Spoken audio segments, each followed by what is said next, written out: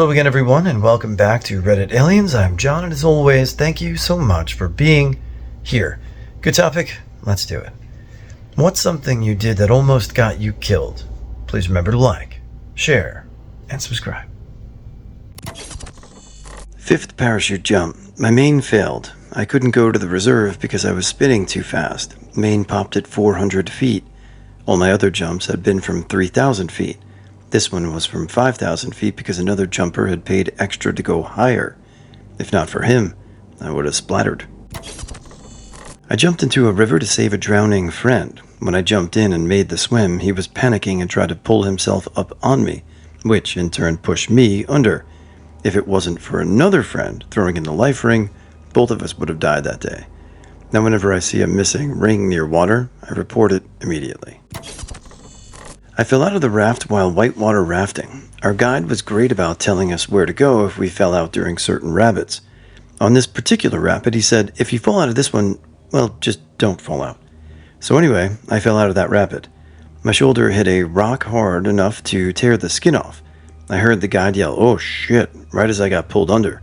I don't know how long I was under for, but it seemed like forever, and everything slowed down. When I came back up, the guide had his paddle stretched out, just barely out of reach. We both stretched a little further, and I grabbed the paddle and got pulled back into the raft. Apparently, earlier that week, someone had died on that rapid after falling out. I don't know whether I would have been killed or not, but it was a possible outcome. I survived an attempted kidnapping when I was around 6 or 7. A red car pulled up to our driveway while me and my siblings were playing outside. 2 men were in the car.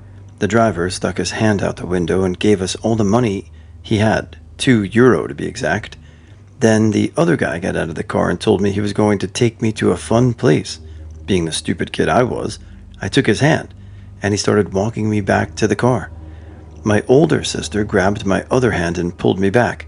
They drove away after losing grip on me. Anyway, after we told my parents, they got so mad at me, lol. They made me repeat, never walk away with strangers at least 100 times over. My sister potentially saved my life that day. As embarrassing as it is to admit, a grape. I was eating alone at home one night and swallowed it whole, and I immediately started choking. Obviously, I managed to dislodge it, but damn if it wasn't the scariest moment of my life. Year was 2001. Just left a buddy's house with 4 of my buddies in a small-ass 1980s Plymouth Reliant. We were only a quarter mile away. I was in the passenger back seat.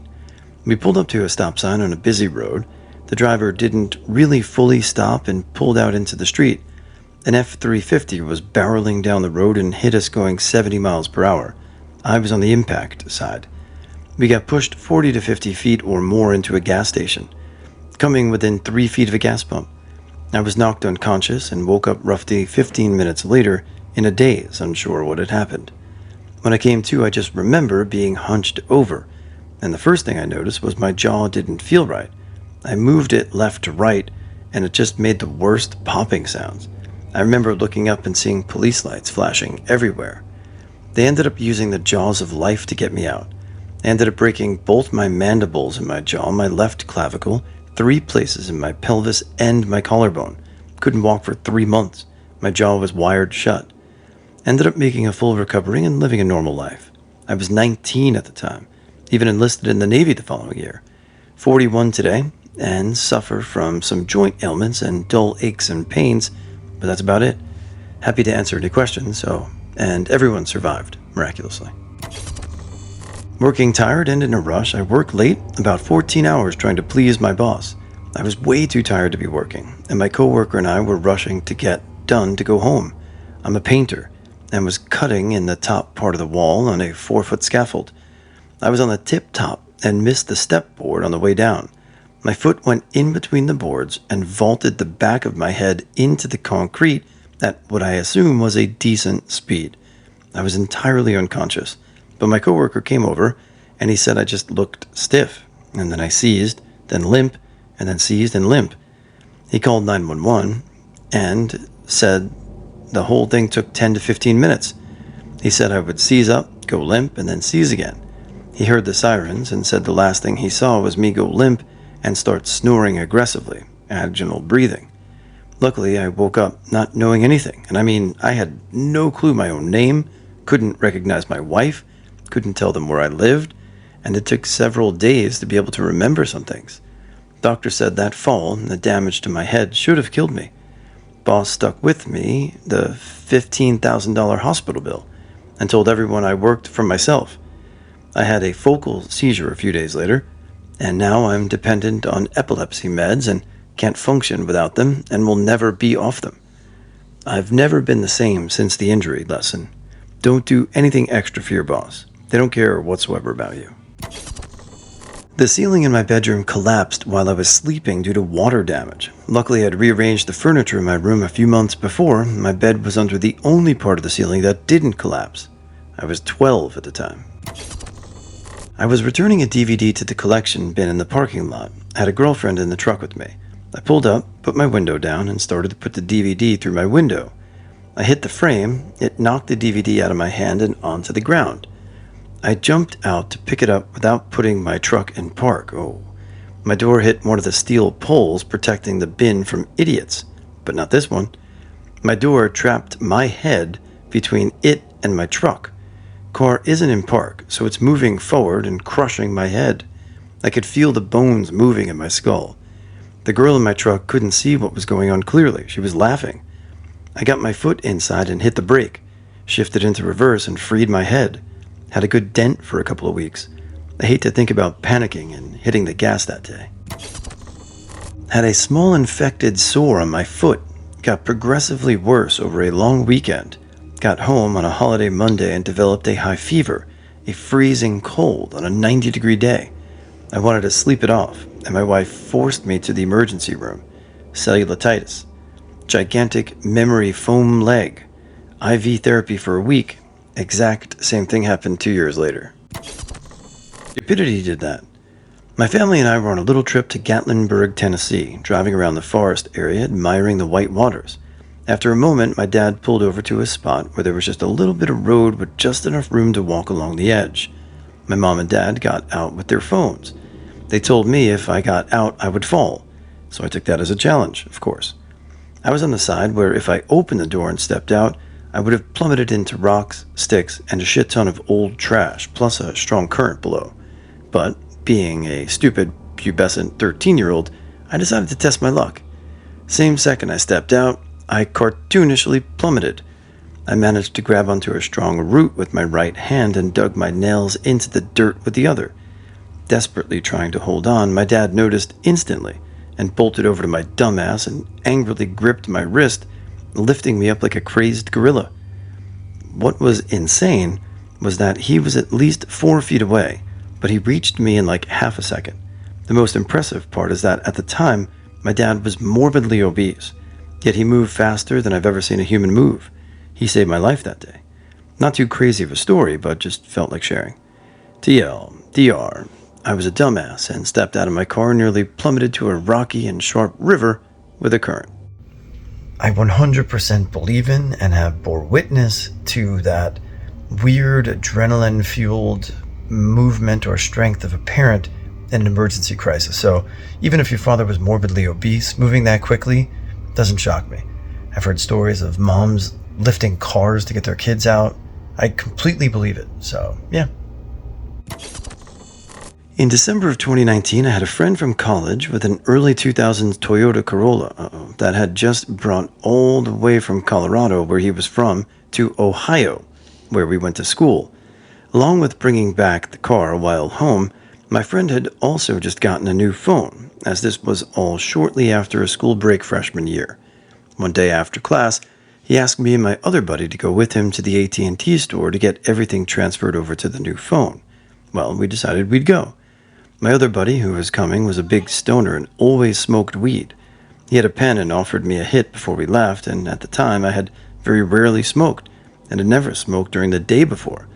I decided I would, since I wasn't going to be driving or having anything going on the rest of the day. So I agreed to take a hit, and we hit the road. It was a cold winter day, roughly 31 to 32 degrees out, with slight snow flurries, but nothing sticking on the ground. Where we went to school was in a very rural area with nothing else very close by. Everything major was about 20 to 25-minute drive down some very country roads. Well, on our way to the phone store, all three of us were sitting and listening to music for a while, but with me being high as someone who doesn't typically smoke, I started to lay my head against the door and close my eyes. As we're driving down this windy country road, I hear my friend say, "Shit," and I look up and out of the front passenger side window where I'm sitting and looking at oncoming lanes. Fortunately, no one was driving the other direction as we slid across the lane. I look and see an upcoming ditch with a bunch of brush behind it, thinking it would be a smooth crash. Boy, was I wrong. I hadn't realized that there was a culvert with a concrete lip on it buried in the tall grass. The car did a complete 180 before hitting directly on the passenger side.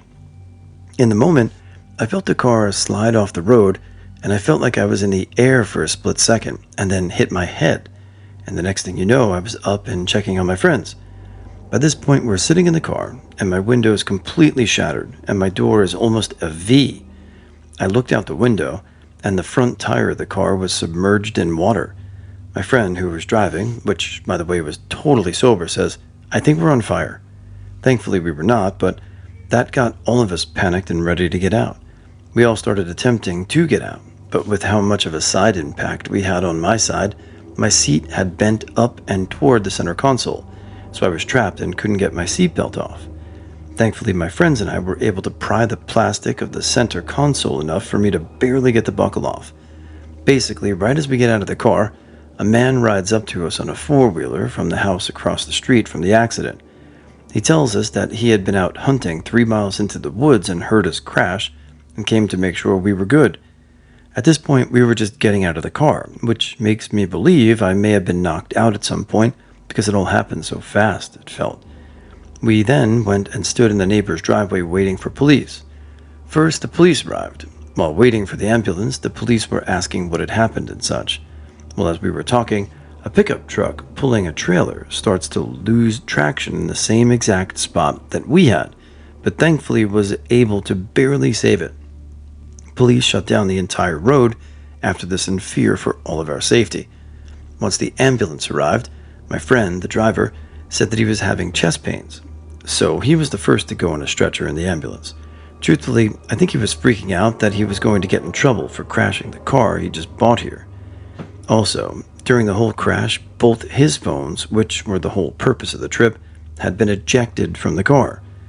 I sat there while paramedics were checking on my friend. Next thing you know, a police officer comes into the ambulance and asks, "Who was the front passenger in the car?" I very reluctantly raised my hand because at the time, I was still very paranoid being around police after smoking. He told me I needed to come with him to the second ambulance that had arrived. The cop explained that the reason he needed me specifically was because my side of the car took the majority of the impact, and that I was very lucky to be alive. At this point in time, I had never seen my side of the car because I had to climb out the driver's side since I couldn't open my door. Once I got to the ambulance, the paramedic said, "Oh, you must be the lucky one." I responded, "I'm pretty sure they told me I got hit the hardest, so I don't know if lucky is what you'd call it." He then told me that I was very lucky to be alive, and that with a hit as hard as I took, I'm lucky to be breathing, let alone walking and talking. That hit me very hard in the moment, that everything could have been taken from me right then. The cops also informed me that what we had hit was a 2 to 3 ton concrete culvert grate. We had completely broken a 2 by 2 by 8 block of concrete. He also informed me that the car had rolled multiple times, which until that point I had no idea. I went to the hospital with a couple of broken ribs, a concussion, a couple cuts and bruises, was overall okay, even though they rushed me into a wheelchair and put a neck brace on me as soon as I got there. I went to the tow yard later that night and finally saw my side of the car. My door had caved in about 2 feet. My legs had about 6 to 8 inches of room, and I was just lucky enough that my first instinct was to tilt my legs toward the center console when I knew we were about to crash. The tow truck driver also explained that I was very lucky we weren't any higher up on my door, as it would have come straight through the car and likely ripped all our legs off. What finally stopped it was that it had bottomed out on the frame of the car and actually cracked the frame. We were doing the speed limit, which was 45 miles per hour. Anything can happen. It showed me how quickly life can change for sure. Sorry for the long story. I had an appendicitis and went to the ER, where they did some scans. They told me everything was fine and to come back if the pain persists. Fortunately, I had looked at the notes for the scan on the hospital patient app and saw that what they saw, it looked like a clip on my appendix, like I had had an appendectomy. Thought the appendix was still there. I asked the doctor about it, and they still told me to come back if it persisted. I went home and was still in excruciating pain. I'm talking pain worse than any broken bone or other type of experience I've ever had. Eventually, I went back and insisted they check my appendix. They did another scan, and eventually got them to bring in a surgeon. The surgeon didn't do much more than put his finger on my abdomen and ask me about the pain before he told them to prep me for surgery. As it turned out, my appendix was almost ready to rupture, and I had a bowel obstruction. Either of those things could have killed me. Remember, folks, always advocate for your own health. Medical professionals make mistakes at work the same as any of us. Diabetes. During the COVID pandemic, I started losing my hair, having severe heart pain, constant vomiting, my vision became blurred, and I lost around 30 kilograms in 2 months. My change was so quick and drastic that my wife thought I had cancer. I went to the doctor and my blood sugar was 790. Whoa. The doctor said that if I had taken a few more days to start treatment, I would have had a heart attack at 23 years of age. Pneumonia, which was misdiagnosed as anxiety. I perhaps had COVID on top of pneumonia. I had been working a new teaching job for 2 months and had moved to a new location. I became sick. The doctors chalked it up to pneumonia, while anxiety was making the illness worse than it seemed. It turned out I had myocarditis, and a heart attack occurred during the inflammation of my heart muscles. I'm still recovering, despite it being a year later. My stamina took a major hit, and my heart showed signs of damage on an EKG. A dog. Pretext. I was 9 years old and at a family reunion, and a family member had Nikita. This dog had already snapped at multiple kids and had bitten their daughter's hand, requiring stitches. I was outside playing with my cousin. I came inside because I was hot, and my mom looks over at me from a basement bar she's sitting at with her siblings and parents, and she offers to get me water. I declined the water, and right after I said no thanks, the dog lunged at me from a couple of feet away, and I happened to look down at it as the movement startled me. Me looking down meant that it only got part of my neck. The rest was my jaw. If I hadn't looked down, I would have likely died, as the dog would have gotten my neck. Anyways, I started bleeding profusely, and my mom was obviously in shock. Thankfully, 2 family members are nurses, and my uncle was a veteran and had critical life-saving skills, so they were able to keep me going until I got to the nearest hospital, where I was operated on to stitch me up and repair damages to my tissue and jawbone. The bite was, per the surgeon, too close for comfort to my carotid artery. Later on, my wounds got infected, and one of the canine tooth wounds popped with infection. Literally popped. I have a massive scar where it popped because it made the wound so much bigger, so that I had an extended stay in the hospital while they treated the issue. Also, the hospital had a therapy dog going around one of the days I was there, and for some reason, nobody passed along the memo to not bring it in my room. I was 5 or 6 years old, walking home from a friend's house in the afternoon, which was totally kosher in the 80s. Thin guy with stringy blonde hair pulled over in his, I kid you not, white van to ask for help looking for his pet. I absolutely believed him because he knew the animal's name. Perfect 5-year-old logic. He got close enough to hand me $2 to reward my help, and something shook loose in my brain and I booked it home. My dad was furious. He flushed the money down the toilet and then disappeared for a couple of hours. He never brought it up again. Honestly, if he hadn't flushed the money, I might not even remember the incident. Now at 41 years old, it scares the absolute shit out of me. I still remember that guy's hair. In my memory, he looks exactly like Fun Fun from The Crow. Nice reference. Anyway, those after-school specials were a goddamned documentary, apparently, and I was almost on a milk carton. Good times. A stranger and my best friend. Stranger drugged me at a bar, but I OD'd, ended up in cardiac arrest. My friend waited 3.5 hours to call EMS because she thought I was being dramatic and drunk. She also failed to perform CPR on me correctly on my clavicle after telling me 6 months prior I was stupid and didn't know CPR. Been in medical care for 10 years and CPR trained since I was 16. and that she was smarter than me despite never taking a single CPR class. She had the audacity to act like she saved my life after all was said and done. I was lucky her 16-year-old brother was at the apartment when she finally managed to get me upstairs and throw me on the couch. He called EMS the third time I collapsed. She let me fall down 2 flights of stairs 3 times. I woke up several days later on life support with a busted nose, 2 black eyes, a busted mouth, a fractured clavicle, a fractured leg, and tendons torn in my arm. She thought I couldn't remember anything, but I remember bits and pieces, enough to know how much of an a-hole she is. TL, DR. Be careful of who your friends are. It turns out she was a super jealous and insecure person who didn't care about me at all and envied me to the point she wanted to see me burn.